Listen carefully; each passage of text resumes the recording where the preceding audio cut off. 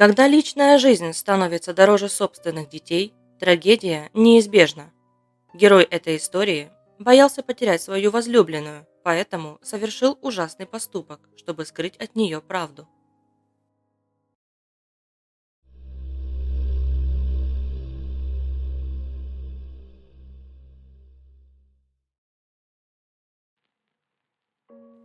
Вдовец Томас Нэш работал чернорабочим в корпорации Свонси. На его попечении было двое дочерей – Сара, 17 лет, и Марта Энн, 6 лет. Когда умерла жена Томаса, младшей дочери было всего 3 года. Мужчина был убит горем, но он не опускал руки, ведь ему предстояло в одиночку вырастить детей. Томас много работал и не мог уделять должного внимания дочерям. За ними должен был кто-то присматривать. Мужчина обратился за помощью к Элизе Гудвин. Он договорился с ней, что будет каждую неделю платить за содержание и проживание детей. В те годы в Британии это было нормой. Женщины брали на попечение детей и выполняли роль круглосуточной няни, пока их родители работали. Сара и Марта прожили у Элизы Гудвин 3 года. Последнее время Томас все реже навещал детей и стал задерживать еженедельную оплату. Элизе это очень не нравилось, ведь для нее уход за девочками был работой. Следовательно, Томас задерживал оплату не только за питание детей, но и за работу женщины. Элиза несколько раз приходила к нему на работу и требовала деньги. Но тот лишь извинялся и обещал, что заплатит на следующей неделе. Когда старшей девочке Саре исполнилось 17 лет, она пыталась подрабатывать, и все заработанные деньги отдавала Элизе. Ведь женщина могла попросту выгнать девочек на улицу из-за того, что отец не платил за их содержание.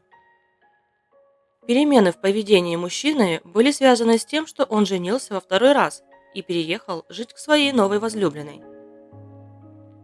У его новой жены не было детей. О дочерях Томаса она не знала, он ничего о них ей не рассказывал.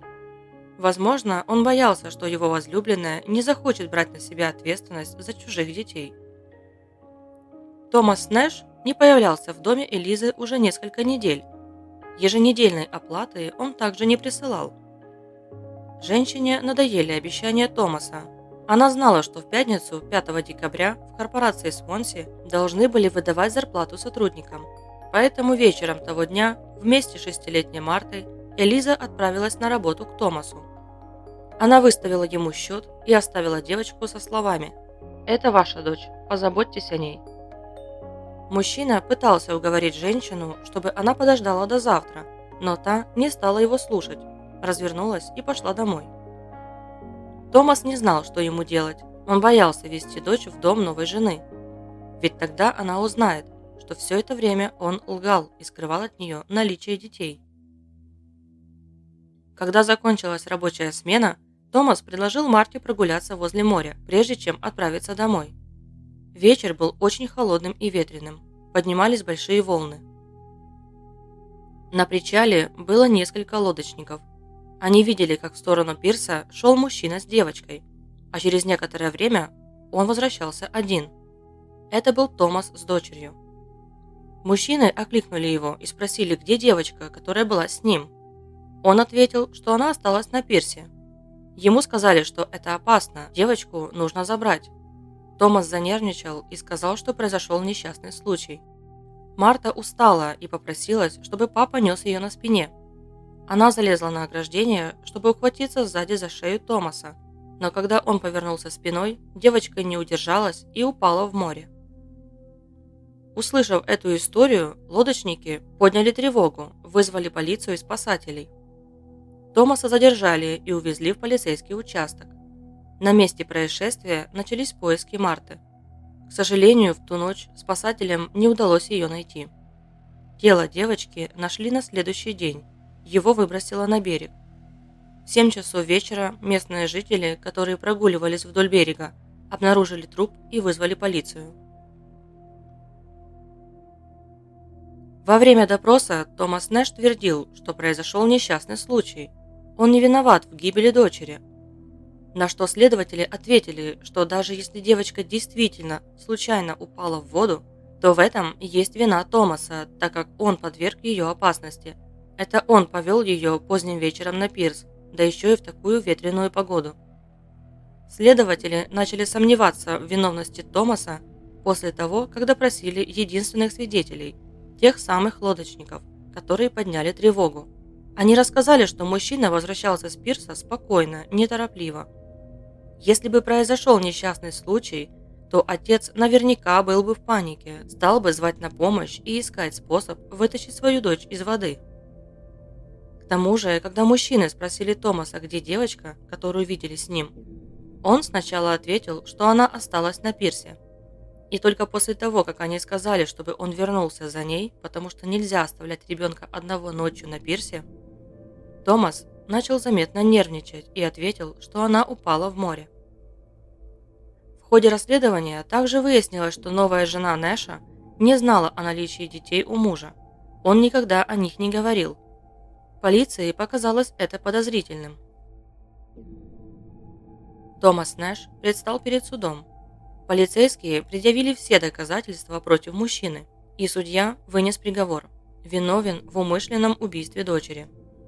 В качестве наказания была назначена смертная казнь. На судебном заседании Томас продолжал твердить: «Я не виноват, сэр». адвокат Нэша пытался повлиять на решение суда и заменить смертную казнь на пожизненное заключение. Чтобы заручиться поддержкой общественности, он обращался к священникам, отправлял в церкви и часовни пионы для украшений залов.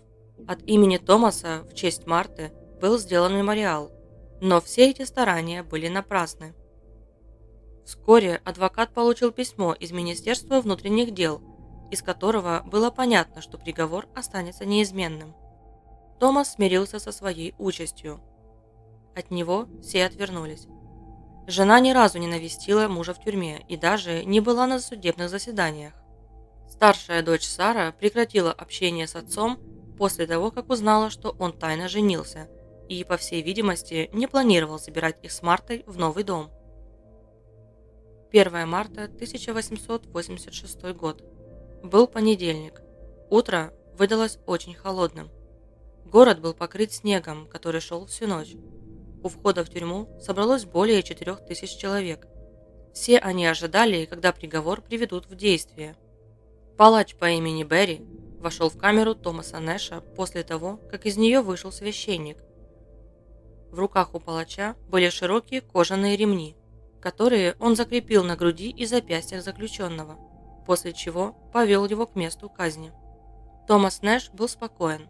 Он молчал все время, пока на него надевали ремни. Но когда мужчину подводили к виселице, он признался, что действительно бросил свою дочь в море, потому что не рассказал о детях своей новой жене, так как боялся, что она его бросит. Также он добавил, что считает приговор справедливым. Прежде чем петля затянулась на шее Томаса, он произнес: «Господи, помилуй мою душу».